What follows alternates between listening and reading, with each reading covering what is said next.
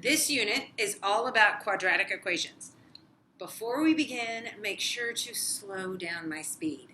Our topic today is standard form of a quadratic equation.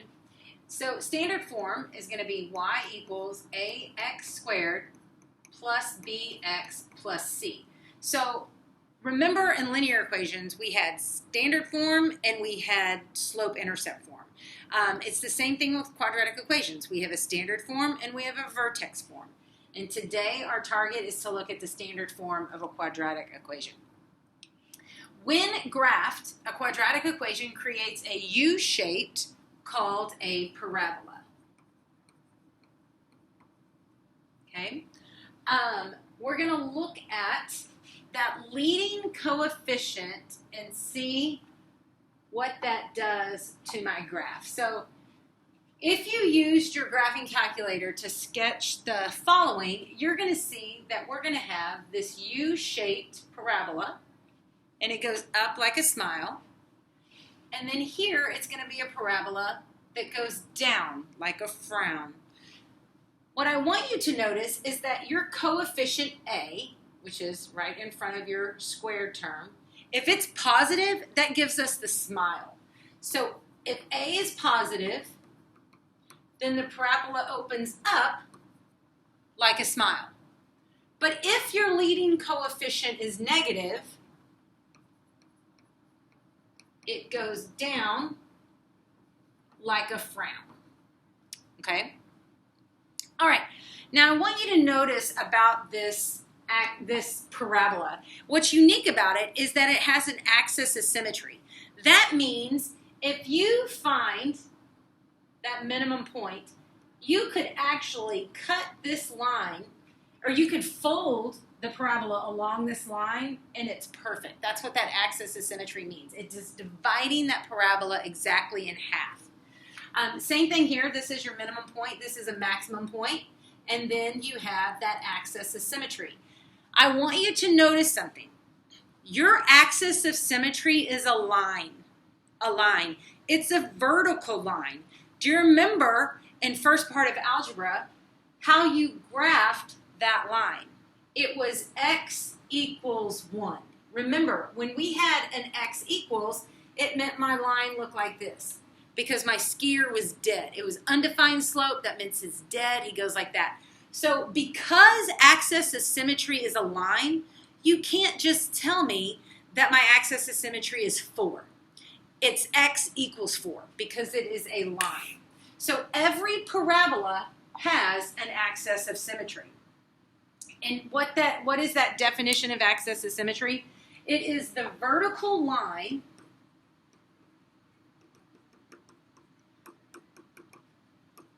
that divides the parabola into two equal parts. Okay. Now, we have to find the axis of symmetry for that parabola. And to find it, it is given in the form of a formula. And it's x equals negative b over 2a. Okay? All right. We've got this word vertex. Notice how much vocabulary is in here. The vertex. The vertex is the turning point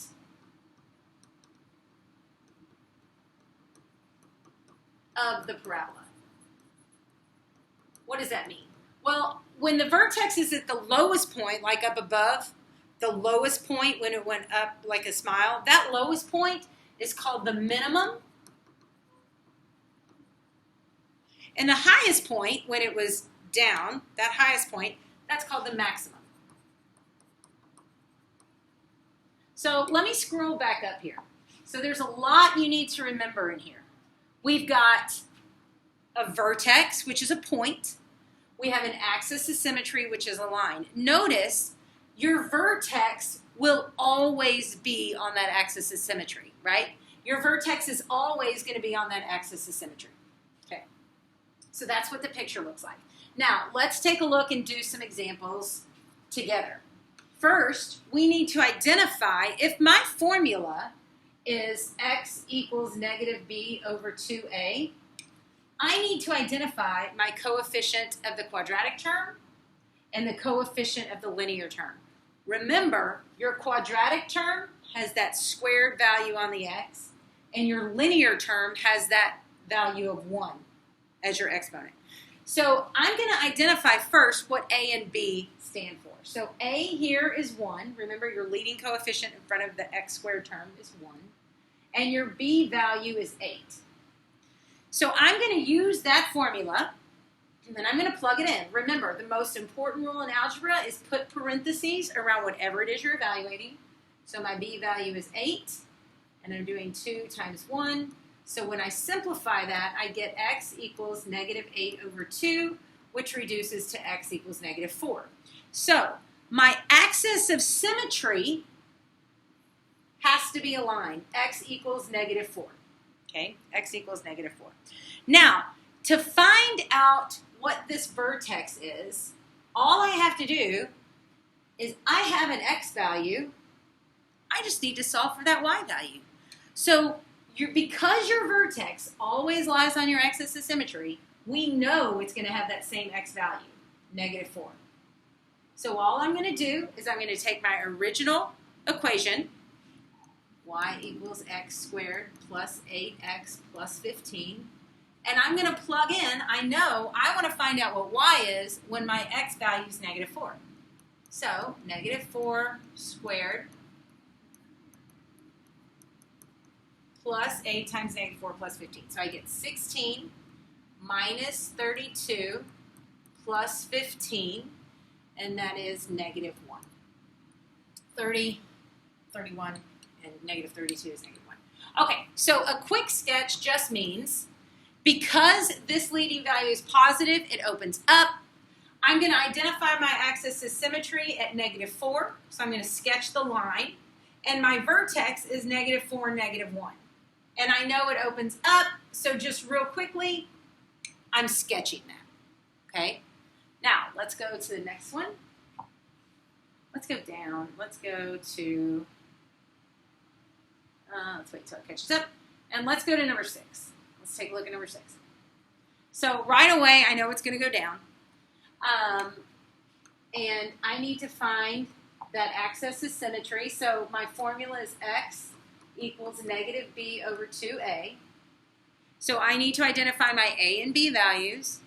My a value, remember, if this is my standard form, my a value is a leading coefficient of x squared, and my b value is a leading coefficient of x. So I have an a of negative 3 and a b of negative 24.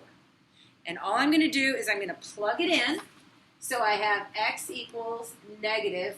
Remember, most important rule in algebra, put parentheses around whatever it is you're evaluating. So I'm going to put a negative 3, that's a b value.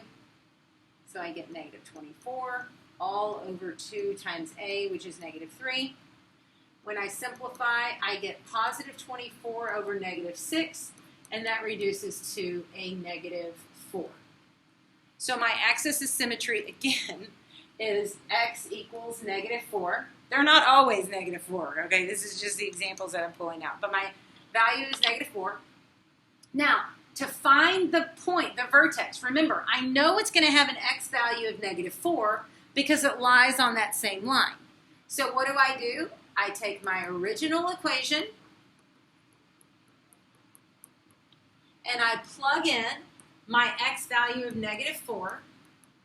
Most important rule in algebra, put parentheses around whatever it is you're evaluating. And now I do exponents first, so that gives me 16 times negative 3, which is a negative 48. This becomes a positive 96. Negative 24 times negative 4, I think, is a positive 96. And then I get a negative 42. So that's a negative 90 and a positive 96. So my y value is 6. Okay? Now, let's talk about the sketch of that. If you have your graph, a quick sketch, my axis of symmetry, I look where x is equal to negative 4, just like the other one. I plot that line. My vertex is -6, 4, so -6, -4, +6, and my parabola opens down. So that's what we mean by a quick sketch, okay? All right, if you have questions, come see me.